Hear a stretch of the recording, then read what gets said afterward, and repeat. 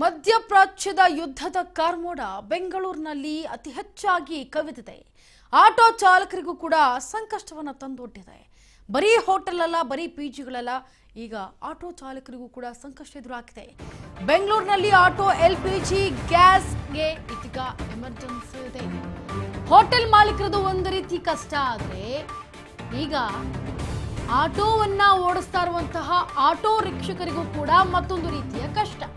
ಅವತ್ತಿನ ದುಡಿಮೆಯಲ್ಲಿ ಜೀವನ ಸಾಗಿಸ್ತಾ ಇರುವಂತಹ ಆಟೋ ಚಾಲಕರಿಗೆ ಈಗ ಜೀವನ ಮಾಡೋದೇ ದೊಡ್ಡ ಟಾಸ್ಕ್ ಆಗಿಬಿಟ್ಟಿದೆ.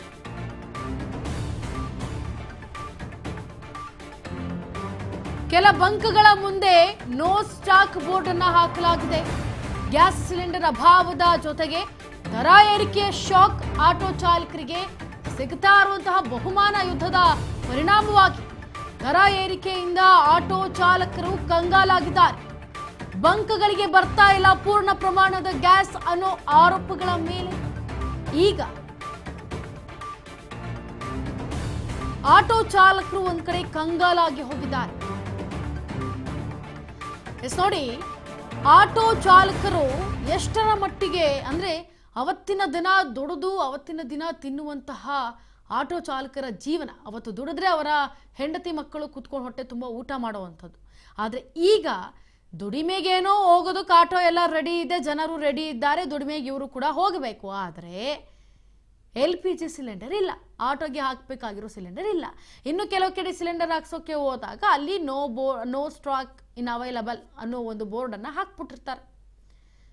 ಯುದ್ಧದ ಪರಿಣಾಮವಾಗಿ ನಮ್ಮಲ್ಲಿ ಸ್ಟಾಕ್ ಇಲ್ಲ ಸಿಲಿಂಡರ್ ಅನ್ನೋದನ್ನು ಹಾಕಿದಾಗ ಹಾಗಿದ್ರೆ ಆಟೋ ರಿಕ್ಷಕರು ಈಗ ಏನು ಮಾಡಬೇಕಾಗತ್ತೆ ಅಂದರೆ, ಮುಂದಗಡೆ ಇರುವಂತಹ 2 ಚಕ್ರಗಳನ್ನು ತೆಗೆದು ಮೇಲಿರುವಂತಹ ಟಾಪನ್ನು ತೆಗೆದು ಒಂದು ಎತ್ತಿನ ಅಥವಾ ಆಟೋನ್ನೇ ಬಿಟ್ಟು ಪಕ್ಕದಲ್ಲಿ ಎತ್ತಿನ ಗಾಡಿಯನ್ನು ಇಟ್ಕೊಂಡು ಈಗ ದನ ಕರುಗಳನ್ನು ಪರ್ಚೇಸ್ ಮಾಡಿ ಅದರಲ್ಲಿ ಈಗ ಎತ್ತಿನ ಗಾಡಿಯಲ್ಲಿ ಓಡಿಸ್ಕೊಂಡು ಜೀವನ ಮಾಡಬೇಕಾದಂತಹ ಪರಿಸ್ಥಿತಿ ಎದುರಾಗ್ಬಿಡುತ್ತೆ. ಈಗ ಆಟೋದವ್ರಿಗೆ ಈಗ ಸಂಕಷ್ಟ ಎದುರಾಗ್ತಾ ಇರೋದು ಅಂದರೆ ಆಟೋನ ಒಂದು ಮೂಲೆಯಲ್ಲಿ ನಿಲ್ಲಿಸಿ, ಯಾಕಂದರೆ ಇವಾಗ ಸಿಲಿಂಡರ್ ಪ್ರಭಾವ ಇದೆ, ಟ್ರಬಲ್ ನಡೀತಾ ಇದೆ ಸಿಲಿಂಡರ್ಗೆ, ತಿನ್ನೋಕೆ ಊಟ ಇಲ್ಲ, ಬೇಯಿಸೋಕ್ಕೆ ಅಡುಗೆ ಬೇಯಿಸೋಕ್ಕೆ ಅಥವಾ ಇಷ್ಟ ಬಂದಿದ್ದೀನಿ ತಿನ್ನೋದು ಬೇಡ ಕಣ್ರಿ, ಅಡುಗೆ ಮಾಡ್ಕೊಂಡು ತಿನ್ನೋದಕ್ಕೂ ಸಿಲಿಂಡರ್ ಇಲ್ಲ.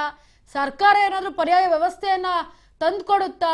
ಈಗೇನೋ EC ಕಾಯ್ದೆಯನ್ನು ತಂದಿದೆ ಸರ್ಕಾರ, ಅಂದರೆ ಅಗತ್ಯ ವಸ್ತುಗಳನ್ನು ಇನ್ನೂ ದುಪ್ಪಟ್ಟು ಮಾಡುವಂಥದ್ದು ಅಗತ್ಯ ವಸ್ತುಗಳ ಕಾಯ್ದೆಯನ್ನು ತಂದಿದೆ ಈಗ ಕೇಂದ್ರ ಸರ್ಕಾರ. ಅದನ್ನು ಕೂಡ ಕಾದು ನೋಡಬೇಕು ಎಷ್ಟರ ಮಟ್ಟಿಗೆ ಜಾರಿ ಮಾಡ್ತಾರೆ ಕೇಂದ್ರ ಸರ್ಕಾರ ಅಂತ.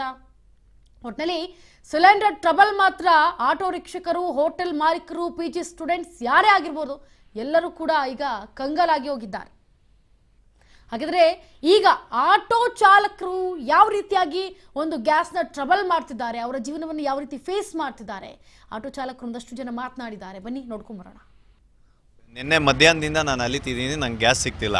ಆದರೆ ಒಂದೊಂದು ಬಂಕಲ್ಲಿ ಒಂದೊಂದು ರೇಟ್ ಇದೆ. ಕೃತಕ ಭಾವ ಸೃಷ್ಟಿ ಮಾಡ್ತಾ ಇದ್ದಾರೆ ಅಂತ ಆಟೋ ಚಾಲಕರಿಗೆ ಅನುಮಾನ ಬಂದಿರತಕ್ಕಂಥದ್ದು. ಈಗ ಇದನ್ನು ಮಾನಿಟ್ರ್ ಮಾಡೋ ಅಂಥವ್ರು ಯಾರು? ಇವಾಗ ಗ್ಯಾಸ್ ಬಂಕಲ್ಲಿ ಇವಾಗ ನಮ್ಮ ಟ್ಯಾಂಕಲ್ಲಿ ಗ್ಯಾಸ್ ಇದೆಯಾ ಅಂತ ನಮಗೆ ಗೊತ್ತಾಗುತ್ತೆ. ಸ್ಟಾಕ್ ಇರೋವರೆಗೂ ಜನಕ್ಕೆ ಕೊಡಿ, ನಿಮ್ಮ ಮನೆಯಿಂದ ಏನು ಕೊಡ್ತಾ ಇಲ್ಲ. ಸರ್ಕಾರ ನಿಮಗೆ ಲೈಸೆನ್ಸ್ ಕೊಟ್ಟಿರೋದು ಕಾಳಸಂತೆ ದಂಧೆ ಮಾಡಬಾರ್ದು ಅಂತ. ಕೇಂದ್ರ ಸರ್ಕಾರ ಆಗಲಿ ರಾಜ್ಯ ಸರ್ಕಾರ ಆಗಲಿ ಪೆಟ್ರೋಲ್ನ ದರ ಗ್ಯಾಸ್ನ ದರನ ಪೆಟ್ರೋಲ್ ದರನ ಜಾಸ್ತಿ ಮಾಡಿದಂಥ ಮಾಹಿತಿ ಇಲ್ಲ. ಆದರೆ ಬಂಕಲ್ಲಿ ಹೆಂಗೆ ಜಾಸ್ತಿ ಆಗ್ತಾ ಇದೆ. ಮತ್ತು ಈಗ ಇಲ್ಲಿ ಮೇಯ್ನಾಗಿ ಕೇಂದ್ರ ಸರ್ಕಾರ ಹೇಳಿದೆ ಗ್ರಾಹಕರ ಹಿತರಕ್ಷಣೆಯನ್ನು ಕಾಯಬೇಕಂತ. ಆದರೆ ಯಾರೊಬ್ಬರು ಮಾನಿಟ್ರ್ ಮಾಡುವಂಥ ಗ್ಯಾಸ್ ಇಲ್ಲ. 5 ಗಂಟೆಲಿ ಬಂದು ಇಲ್ಲಿ ಇರಲಿಲ್ಲ, ಸ್ಟಾಪ್ ಆಗಿತ್ತು. 5 ಗಂಟೆಯಿಂದ ರಾತ್ರಿ ಆಟೋದಲ್ಲೇ ಮಲಗಿದ್ದೀನಿ, ಹಿಂದೆವರೆಗೂ ಇಲ್ಲೇ ಇದ್ದೀನಿ, ಇನ್ನೂ ಗ್ಯಾಸ್ ಬಂದಿಲ್ಲ ನನಗೆ. ಮಾಡ್ತಾರ ನನ್ನ 70 ಇತ್ತು, ಮೊನ್ನೆ 65, ನನ್ನ 70, ಇವತ್ತು 75 ರೂಪಾಯಿ ಹಿಂಗ್ ಮಾಡ್ತಾರ. ನಮ್ಗೆ 10 ರೂಪಾಯಿ. ಇದು ಆಟೋ ನಮ್ಮ ಕಡೆ ತುಂಬಾ ಜನ, ಲಕ್ಷಾಂತರ ಜನ ಇದ್ದಾರೆ ಸರ್, ತುಂಬಾ ಕಷ್ಟ ಆಗ್ತಿದೆ.